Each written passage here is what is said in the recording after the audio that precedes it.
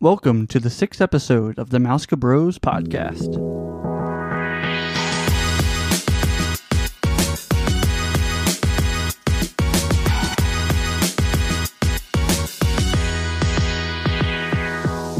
Hi, I'm Ryan. And I'm his brother Randy. Be sure to like us on Facebook at the MousekaBros. We will be releasing new episodes every Friday, so make sure you subscribe to get the latest podcast.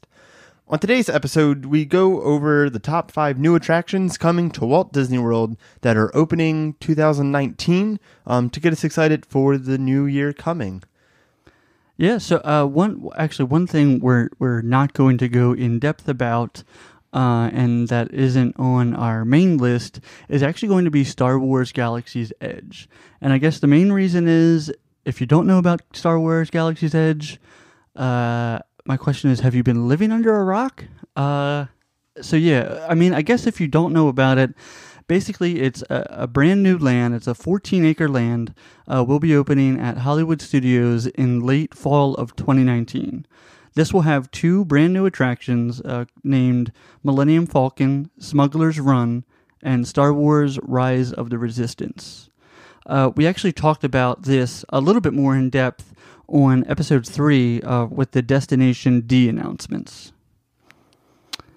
Yeah, way to insult all of the listeners. Yeah, I know. And living under the rock, that was harsh, jeez. And not to say that, we're huge Star Wars fans, so it's not like we're not going to talk about it later, but we'll probably talk about it maybe after the Disneyland one opens, which opens summer of 2019, but then before Hollywood Studios opens in 2019, fall of 2019, and maybe I'm hoping overall, before I get too off subject, I'm hoping since Disneyland opens first that Disney World will be able to see, oh yeah, that didn't work, or this is what we can improve on. So I hope it's a smoother. You would think that, and you would hope, but I know you would hope, but you would hope, but sometimes they don't make the best decisions with stuff like that. Both these lands and both the parks, on the opposite sides of the country, are going to bring people in from absolutely everywhere. I've had friends come up to me and be like, did you hear about that Star Wars land? And they're not even Disney people like you and me. Right, yeah. Just regular people. Yeah. Yeah. Well, and then I start to cut in when they're like, "Oh, have you heard of that Star Wars thing in Universal?" And I'm like, "No. Let me just hold. Okay. Anyway, it's not Universal. No. But yeah. So I guess that's really our only 2 cents about Star Wars Galaxy's Edge. Like I said, we'll have an episode down the road. But to kick off our top 5 list, swing it over to Randy. So we're going to do the top 5. They're not in any order in terms of, which ones we like or anything. We're just kind of going from the earliest that opens. So starting in January and then just kind of working our way through the seasons and months. That's kind of the order. So the first one is the Hakuna Matata Time Dance Party. This dance party will happen each day from January 18th to September 30th at Animal Kingdom. It will feature Timon and Rafiki in entertaining dances and games inspired by The Lion King, as musicians provide the perfect soundtrack in a world beat style. Along with this dance party, there will also be 3-dimensional photo opportunities around the park. These backdrops will allow guests to recreate iconic Lion King moments from the movie. 2019 also starts the 25th anniversary of Lion King. So this is kind of why Disney's, creating a little bit dance party, a little bit of hype for the Lion King. They'll probably re-release it on DVD or something crazy. Yeah, well, especially with the new live action coming out. Yeah, that's true. That's true. So I guess that adds to it. But does Lion King deserve more than just a dance party for its 25th anniversary? What, you're saying give them a whole parade or something? I don't know. They already have a show in Animal Kingdom. I guess I'm just, back in the day, Hercules came out, they threw him a parade. Toy Story came out, parade. They had parades and more of a celebration, as you'll find in everything Disney does now is, dance party, because you can literally just throw a DJ on it and some lights and have a character come out and dance. Yeah, it's super easy. And that's it. Yeah, which at its basis, is a great idea. But when you do it 50 times in 4 parks, right. in 4 parks, and just name it something different, it's old. No, it does get old. Yeah. Do they have... Animal Kingdom doesn't have a parade, right? Because their last parade was the Jammin' Jungle Jumpin'... whatever. Yes. Yeah. No, exactly. Whatever that parade was. So, I guess giving them a parade would actually... Cool. Especially for Lion King. They have... to me, the dance party in Lion King, don't they already have that with the show?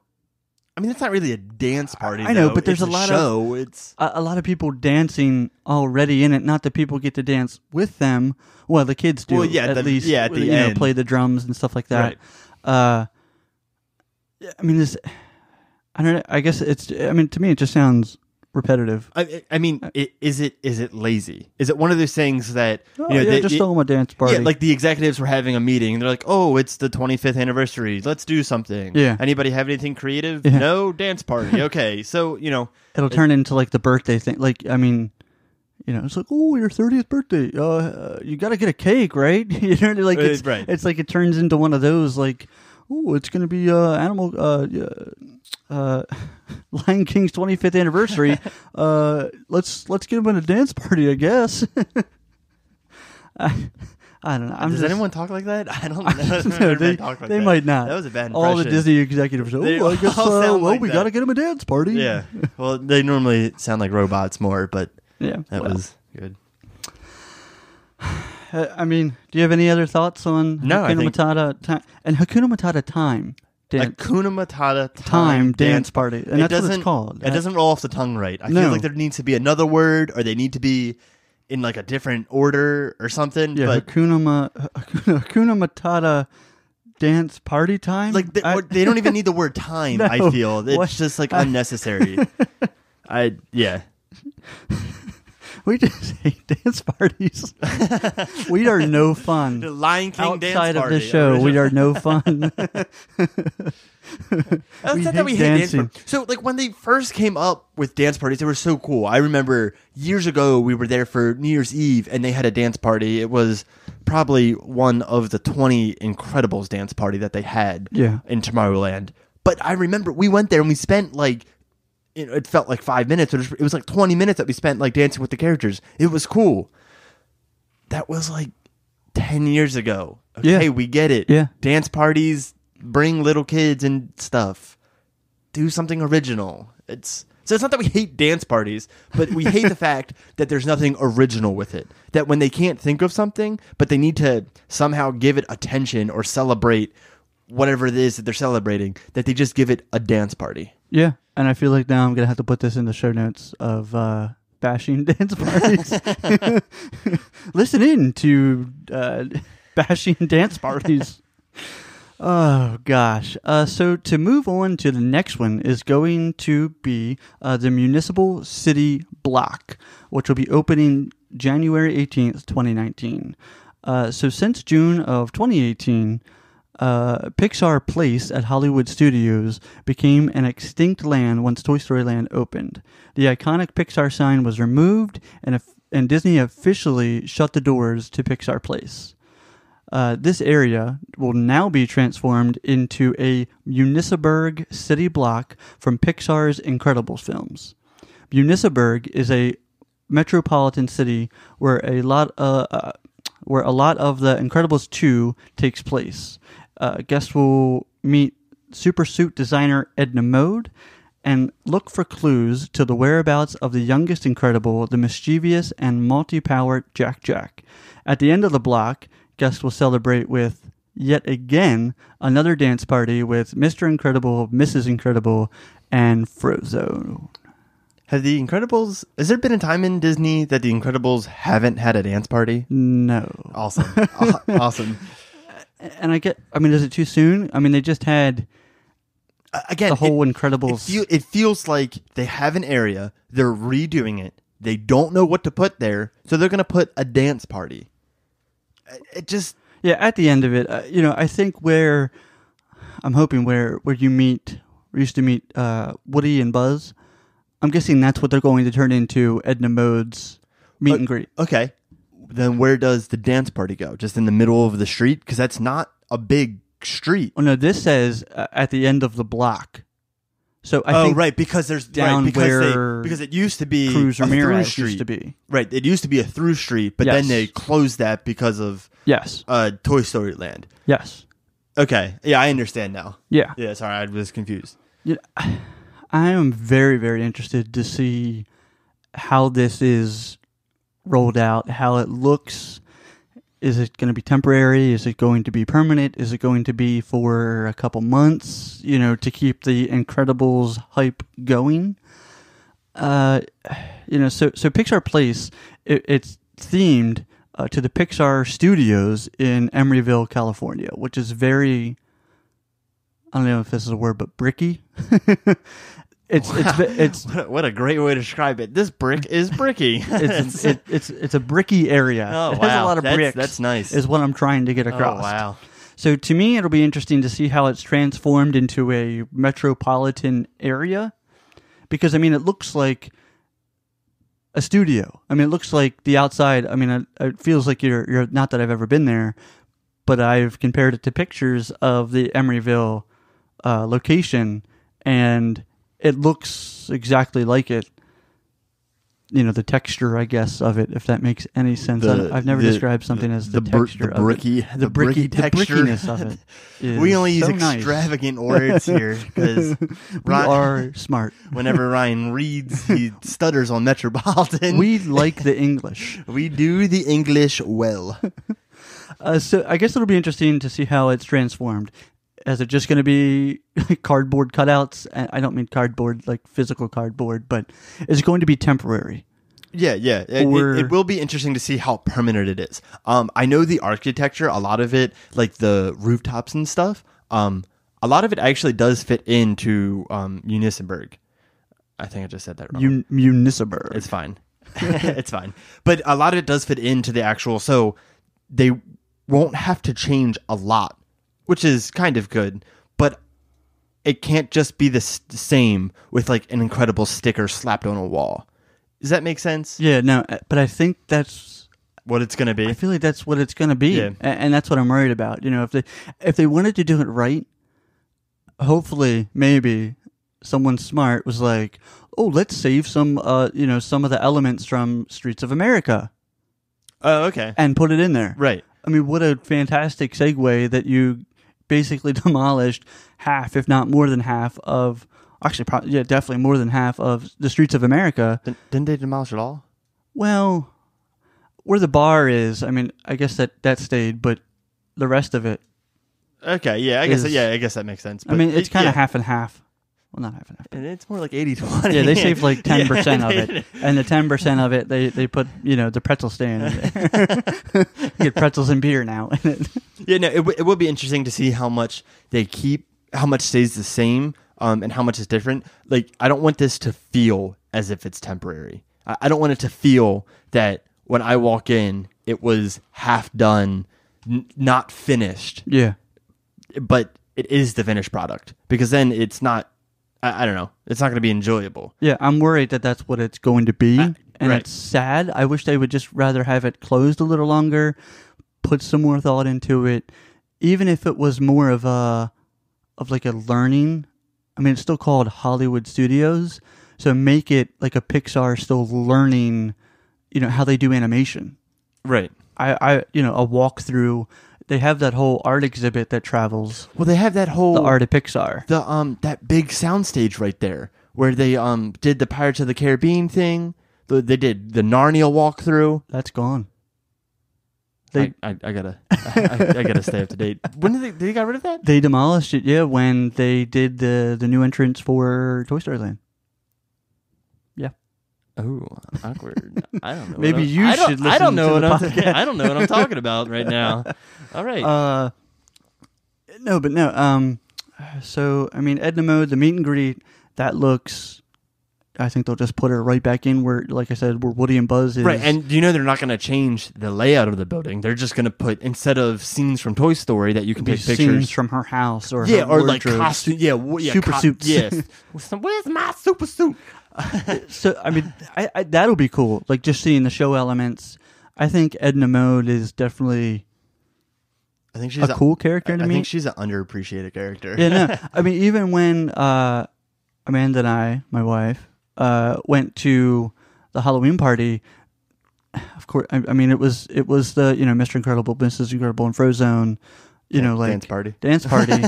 But oh no, sorry, that wasn't the Halloween party. That was just the Incredible expo that they had. They had Edna Mode there, like to dance with and stuff like that. Yeah, I knew exactly what you're talking about. I was thinking of Boo because Boo at the Halloween party, in the dance party, she danced. Okay, Boo. Well, Boo and Edna Mode are two different people. I know, but they're about the same size. But they're about different ages. Anyway, not to get too off topic, but the Jack, looking for clues in the whereabouts. It to me that sounds almost like a really miniature version of like the Perry the Platypus in World Showcase, or a better example is in Ventureland, the pirates search. I don't know. Now I hope it's that interactive. I really hope it does. I think it'll make this area unique, stand out, maybe last a little bit longer if it's that type of experience. What I'm thinking is it's probably going to be more like Pascal in around the Tangled bathrooms area, in that whole Tangled area. Pascal is actually hidden in places. All throughout the bathroom? Yeah. So like, I didn't know that. Yeah, on the river actually, he's just standing there, but he's all brown, like so he blends in with the rock. Right. Actually, some of them you have to like look, and you look hard for it. Amanda and I looked for probably like 10 minutes for a couple of them. So you were standing outside of the bathroom for 10 minutes. Well, no, around. it's down a little bit more closer to the Haunted Mansion. You were standing outside of the bathroom for 10 minutes. Look, if it was up to Amanda, she would probably just that's all she would do at Magic Kingdom is probably just sit near the bathroom and listen to the music and take pictures all day. I do wish she got something bigger other than Rapunzel poopers. No, she definitely needs. Okay, anyway, completely more. Off topic. Getting off topic again. Let's go back to Hollywood Studios for our next opening. Yeah, so it's going to be the Lightning McQueen's Racing Academy. So in spring of 2019, Lightning McQueen's Racing Academy will speed into Disney's Hollywood Studios at the Sunset Showcase besides Rock and Roller Coaster. You really don't think that it's there, but it's a building that they usually have kind of not accessible unless it's something special. Yeah, I know they had it one time, and it was just like a lounge or something that we went into, but they use it a lot during Halloween. There's a big Halloween dance party there. Dance party. This episode is just going to be called Bashing Dance Party 101. But yeah, they do use that building a lot for like special events. It's not permanently open, so it will be cool that it would be permanently open. Anyway. Yeah. So this new show experience will welcome guests to the world of Pixar's Cars films, bringing them face to face with racing legend Lightning McQueen. As the next generation of rookie racers, guests will learn from Lightning's years of experience on the track. This will be the untold story of Lightning McQueen as told by Lightning McQueen. I don't know. I hope it's interesting. I'm interested into doing it. It's a very small area. I don't know what you call it in the studio world, but I mean it's basically just a room with black curtains. It would just be a studio. Yeah, type of thing with or like a the screens go all the way around, which is kind of cool. Well, actually, so they have the screen that goes all the way around, but I'm not good with math, and I read this article like one time. Anyway, the screen is like 27 inches. I don't know, but it goes all the way around, and they're going to actually put in another screen that goes.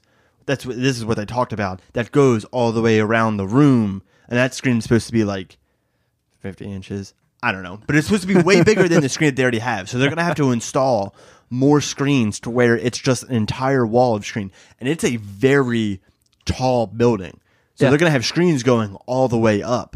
So it'll be interesting to see what it really is. Yeah. Is it going to be like, is it going to be like a racing game? You sit down and you get to race, or is it like a walkthrough, or like a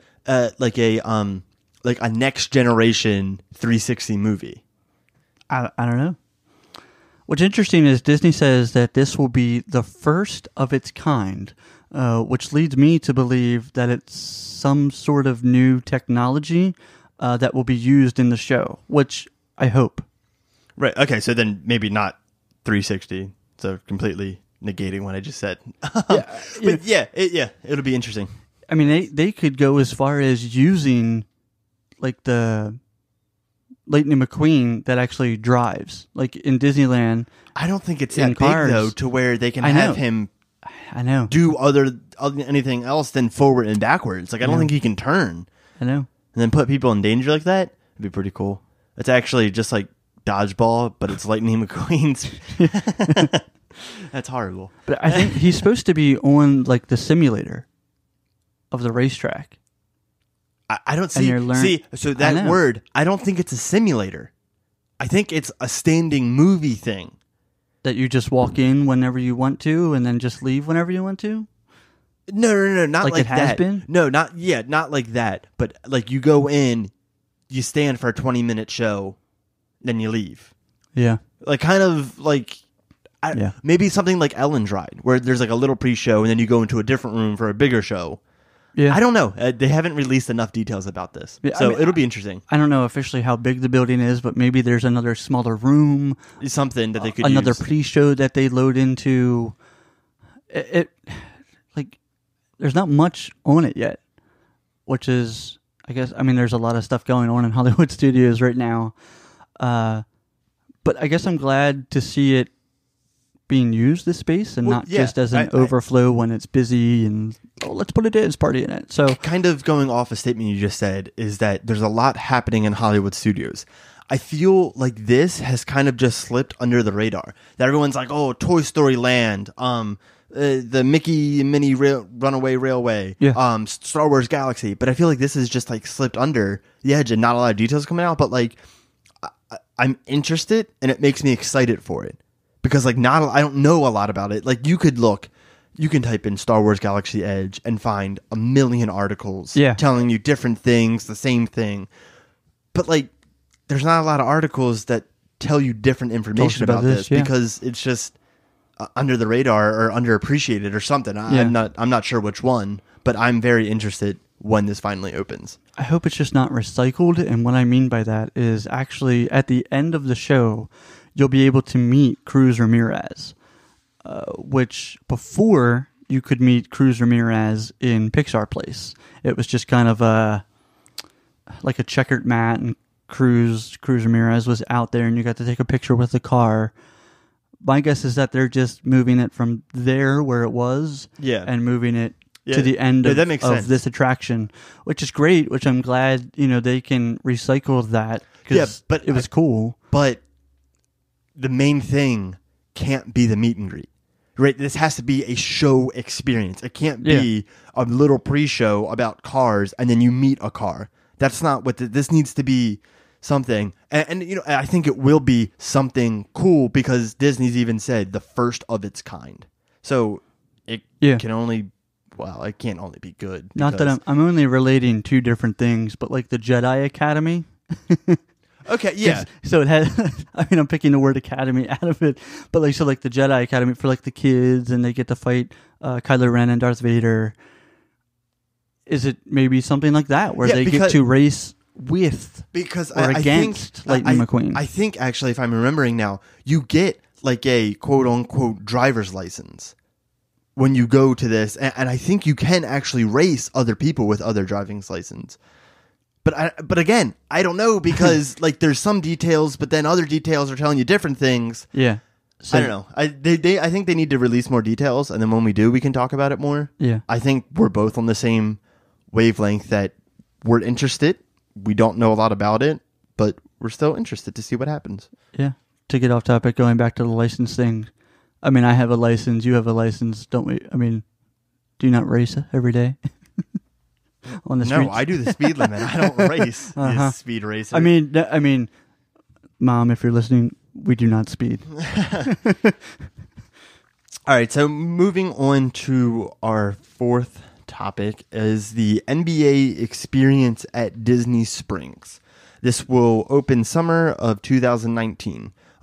Inspired by the modern architect of the new NBA arenas around the country, this building will have the same type of architect around the outside, while creating an unmistakable and entertaining connection with the NBA in a way that only Disney can.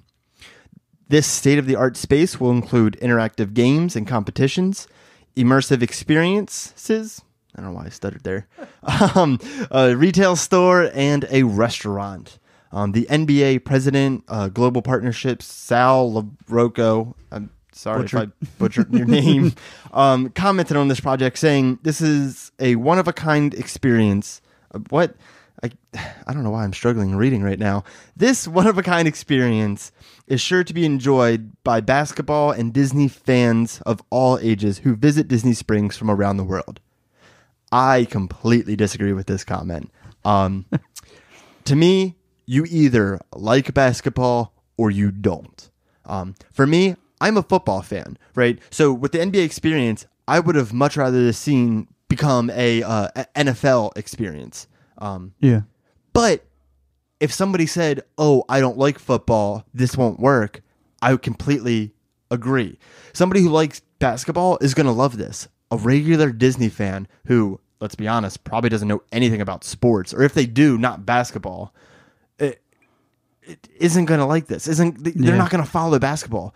Yeah, you can get like you get your first slam dunk. You walk through like a team tunnel onto the basketball court, in quotes. You get, there's a little room that you can like get drafted by a team.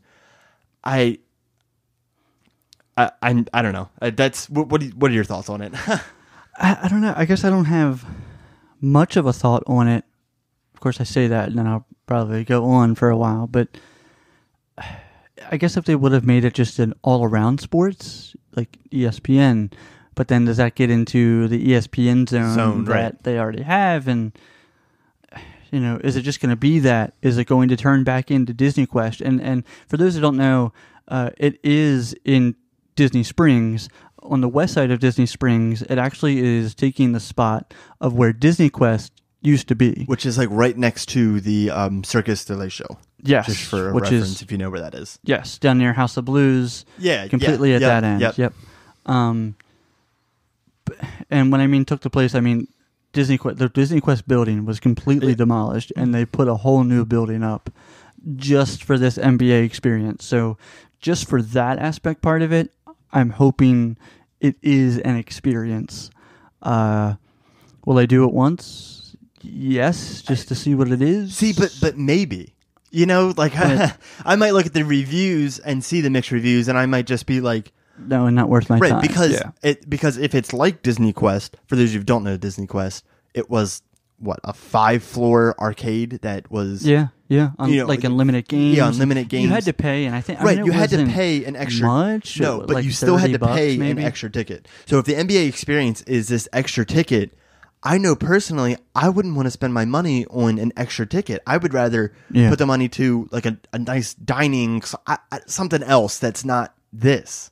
Yeah, and I mean that could be whether getting park hoppers or not getting park hoppers. If it costs $30 a person, I would rather skip out on the NBA experience and get park hoppers. Right. I mean Disney Quest, like I remember you walked in, you got on the elevator. They stopped doing it, but they used to have the genie come on, and he turned into like a rocket ship that blasted off, and your elevator followed him. I know they stopped that, and they just did. Just let people walk on, or use it as an elevator because it took you up all the way to the top. And then you kind of could work your way down or go back and forth. I mean, personally, I love Disney Quest. It was so cool. That was the first time I experienced VR because they had a Jedi VR thing. Mm-hmm. They had all types of games that aren't even in arcades, that are Disneyfied. Yeah. I don't know what that word would be. I mean, you got to steer or fire cannons off of a pirate ship. Yes. There was the Jungle Cruise rowboat that we did. Yep. There was the Aladdin Magic Carpet Race. Yeah. There was so much that you couldn't find anywhere else. All the way on the bottom, the Buzz Lightyear, like bumper cars / cannon Yeah, shoot you thing. shot balls, Yeah. like plastic balls at cars. And yeah, whenever you hit a car, the car like did like a spin or something. I don't. It feels like they didn't keep up with Disney Quest. You know, they just kept putting money into it, but didn't do it well. Yeah, and I mean, I know it's a building, and I know they have to run it, but you know, and I get why they charged, because money, but I mean, yes, it needed an update, but so they just made it like, oh, you know, if you're going to the parks, you know, show us your ticket, and it costs $10 to get in. Something so, you know, minimal that it's like oh yeah, okay, well, I'll go in and see what it's all about. I mean, because really, Disney Quest, you could spend a day there because it had a restaurant in there, quick service. It wasn't a sit down restaurant, right? But you could have spent a day in there, at least half a day, easily. You know, one of those things where if you have kids, you know, that like video games, you just kind of throw them in and say, "Have fun. We'll be here. We'll be doing this," or cell phone, something. But you could spend an entire, you know, your entire time in Disney Quest. Will you be able to do that with the NBA experience if you don't like basketball? I don't know. Who knows? Yeah, it'll be very interesting to see. You know, if I mean, I know we'll go in when we go there because the front of the building from concept pictures looks very flashy. Huge jumbotron and all the scores going across. But again, like you said, if you're not really into NBA, then is it worth it? Is it worth your time? You know, and potentially I don't money. care. I don't care if the Celtics are winning. You know what I mean? Like, like I don't do anything with basketball. Like I know like Steph Curry and LeBron James, right? The biggest people in basketball. Yeah. You ask me to name another person. No, I can't do it. No, I can't do it. I can't even name all the teams. I mean, I can't do it. I'll say in any sport. But NBA, but for NBA to have its own building, I like the idea of having that all around to where if it was like Disney Quest, like floor 5 was soccer, floor 4 was football, the main sports. Right. I think that would have been cool to do, but just NBA, I don't think it's gonna. If you want my personal opinion, I don't think it's gonna last. I think it was a lot of money, and I think it is a waste of money. I'll still do it, but I'm just putting it out there now. I don't like it. Yeah, no, I mean, is it in 5 years or wherever, we're going to be talking about it, oh, they're tearing down NBA experience to put in, right? You know, to put in something else. Yeah. All right. Well, we'll go to our last topic, which is actually going back to Hollywood Studios. So, I mean, what is that? Is that 3 out of the 4 things are in Hollywood Studios? Well, yeah, 1, 2, 3, yeah. Yeah, that's Hollywood Studios is definitely getting some love. There's a lot happening. So we're going to talk about the Mickey and Minnie's Runaway Railway. That's a mouthful. It's a tongue twister. So after the closing of the Great Movie Ride, on August 13th, 2017, located in the Chinese Theater at Hollywood Studios, Disney announced Mickey's first ever attraction. This ride will allow guests to enter the Mickey cartoon world in a way they've never experienced. Featuring Mickey and Minnie front and center, we'll also see Goofy on this ride as a wacky train conductor who goes a little haywire. It's interesting that they call this Mickey's first ever attraction because I feel like he's had to have something else, like PhilharMagic. Like, I know it's not Mickey's attraction. Yeah. But, like, even this isn't Mickey's attraction? I don't know. It's interesting. I mean, it's still going to have the Fab Five in it, of course. Right. Anyway. So this ride will feature a new catchy theme song created especially for the attraction, as well as a new experience that defines logic called 2.5D. So basically means you don't need 3D glasses, but everything will still be 3D-esque. So it'll be pretty interesting. The teams help create the attraction are currently working with partners at Disney Television. Wow, words today are not my friend. I don't know how to word today. All right, try that again. The teams helping create the attraction are currently working with Disney Television Animation, the people who created the popular and award-winning Mickey shorts, to keep the characters and story authentic and to make sure that you're able to step through the movie screen and enjoy Mickey and his friends like never before. I am super excited for this. Oh, I'm super excited. Yeah, when they announced it in 2017 at the D23 Expo, we were there. I was excited for it right away. They had a little video of what might be concept art. I was excited right away. Yeah. I mean, I am excited. I am sad that the Great Movie Ride left. No, of course it was, but an icon. Glad to see that, a new central ride attraction around Mickey is taking its place. If it was anything else, right? And since it's Mickey and he kind of started Disney World, him and Walt, like they're not gonna have budget cuts on this. They're not gonna half do it. I think they're gonna go all out for this ride. I really hope to do so. Stuff that we've never seen. I really hope so, because I think it's, in my eyes, definitely, it's got big shoes to fill. No, for absolutely. replacing the Great Movie Ride. The Great Movie Ride was definitely a ride that you had to do. Yeah. Every time you went.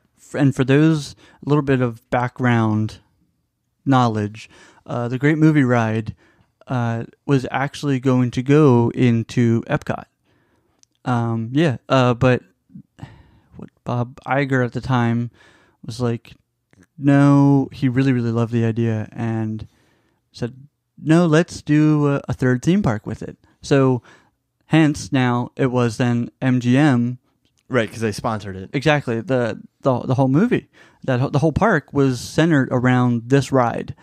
So, and I think that's why I'm still a little salty that the Great Movie Ride left. Like, it seemed like they gave no thought into it, but I know Hollywood Studios is getting a major overhaul altogether, with Toy Story and Star Wars, and now this ride and everything else that's happening now and going to happen. At the end of it, is it still going to be able to be called Hollywood Studios? Yeah, no, I agree. I mean, they're definitely throwing IP after IP into Hollywood Studios.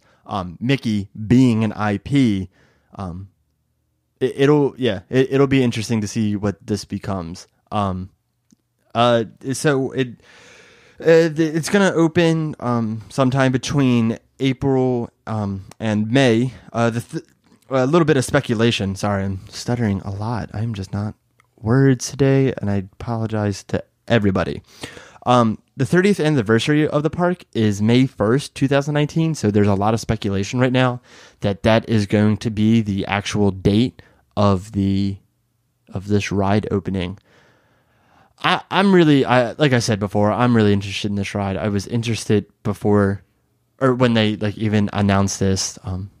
I think it's going to be really cool. I can't wait to see the technology they have. I'm super excited, and I actually misspoke. It's not Bob Iger that did the ride. It was actually Michael Eisner. Oh, who did? Okay. Yeah, he loved it so much that he made the whole park around it. Right.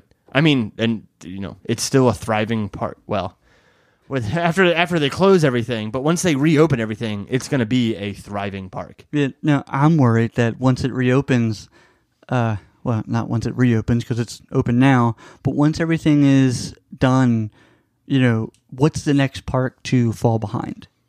I think it's going to be either Epcot or Animal Kingdom. Well, let's be honest. Epcot's already fallen behind, and with Pandora opening, I don't think it's going to be Animal Kingdom. Yeah, I think it's going to be Epcot, which is sad. I know Animal Kingdom's getting a bunch of new updates with this dance party. I mean, Pandora is that was just a joke. Still kicking it. But yeah, no, obviously with Pandora just opening, it's Epcot. But then again, with Brazil, Ratatouille, Guardians of the Galaxy, Spaceship Earth going to get a big refurbishment. Yeah, no, is it Epcot? I mean, and it might be for a little bit once, Hollywood Studios is fully up and running, especially with Star Wars Land. I will be very interested when Star Wars Land opens, how long that will affect the other parks' wait times. Like, what will be the wait time for Flight of Passage? What will be the wait time for Seven Doors Mine Train? Some of the bigger rides in the other park, are they going to go down because of Star Wars? And how much is that going to consume? I mean, speaking of that, speaking of like Pandora and stuff, like yesterday, or not yesterday, but Christmas Eve and Christmas, like the wait time was 205 minutes, which is 3.5 hours for Flight of Passage. Yeah. So, Which is, I mean, once everything opens, does that, not a walk on, but like, does that become a ride that, you know, you only got to wait an hour, 30 minutes for? It'll be interesting. Yeah. I'm all I can say about this ride is that I am very excited for this ride. I don't think that there's anything that I am skeptical about. I'm just excited to do it.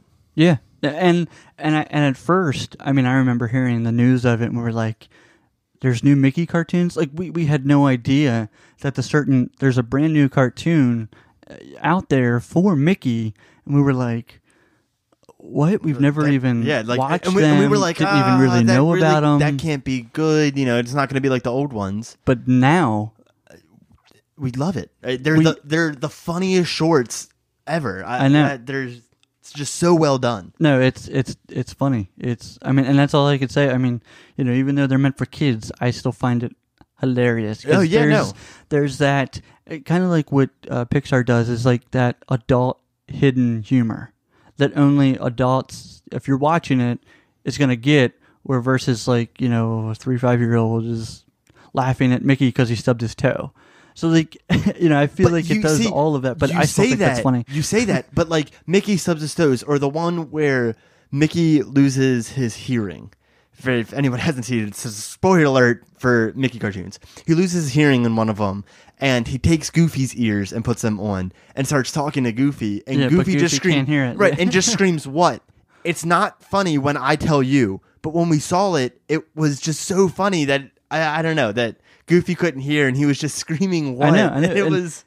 I mean, the four of us, and when I mean the four of us, me, my wife, Randy, and his fiance, I mean, we joke about it almost all the time. You know, anytime we go, we just went in last January or January 2018. And we're like, that's what we put on. We put on those like that's Mickey what we cartoons at night because they have their own channel dedicated, and we just kept watching those. Yeah, they're enjoyable to watch when I didn't think they would be. I'm interested to see now what, you know, the ride is going to when they bring it from to real life. Mm-hmm. Absolutely. Yeah, I'm definitely excited for that. Yeah, absolutely. I wonder what the wait time is going to be. I can't even imagine. I think it's one of those that you either get a fast pass or you're waiting all day. And it's going to be hard to get fast passes when this opens. Yeah. Yeah. I think just Hollywood Studios overall, it's just, it's going to be just packed. Yeah. Packed. And, you know, they did some infrastructure things with Hollywood Studios to make it, you know, more capable for lines and things of that nature. Like the street's name is, I cannot remember the street name right now. But the street going to where Muppets is, you know, you can walk that street all the way down to kind of like the tunnel of where you would walk into Galaxy's Edge. Okay. Kind of where Sci-Fi is. Oh, gosh, I can't think of the name. I don't know right what the now. name is. Anyway, you know, like they did that. I think that whole area is just going to be, they're going to just rope it with lines, and you're just going to have to go back and forth like 50 to 70 times. Yeah, it might be one of those things. Before getting into the land. It might be one of those things that when this stuff all opens, maybe we just wait till it not dies down, but like don't go the week it opens. You know, go like 6 months after it opens, because then hopefully it won't be crazy lines. I think it's going to be busy forever. I mean, if you think the average family of a vacation, maybe a Disney vacation once a year, once every 2 years, maybe spread that out over millions of, I mean, worldwide, I think are going to come to this. Oh yeah, no, it's not just going to be for maybe even another galaxy. No, but you know, that was not a funny joke. Okay. That was bad. I thought it was good. I thought it was bad. fantastic because of Star Wars. Anyway, I think it's going to bring people for, I mean, probably for the next 5 years. My question, and you may not know, or you may know, because I don't know, what are they going to do with Launch Bay? Because that's on the complete other side of the park. I know. It's like this sporadic Star Wars stuff still. Right, because you got Star Tours that is outside of the land. Yeah. and which is like right outside of the land. And then you have, Launch Bay, which is on the other side of the park. It'll be interesting to see if that goes back to art of animation, if that becomes, oh my gosh, I'm having a stroke of genius. Does that become Pixar Place? Is that where they take all of the Pixar characters, like, Monsters, Inc., The Incredibles? Well, The Incredibles is getting there. I don't know. You know what I mean? Is that where you can get one location and that becomes like Pixar's location? I don't know. I mean, they already have all of the props theming for Pixar. So to replicate that in a studios, that feels more to me like a Walt Disney Studios lot. Okay. Of animation. I see that. Like, when you're walking through Launch Bay, and it was that courtyard. It was already that. I know, and I kind of miss that. I kind of miss the drawing. Where you got to draw the characters and they walked you through it. Mm-hmm.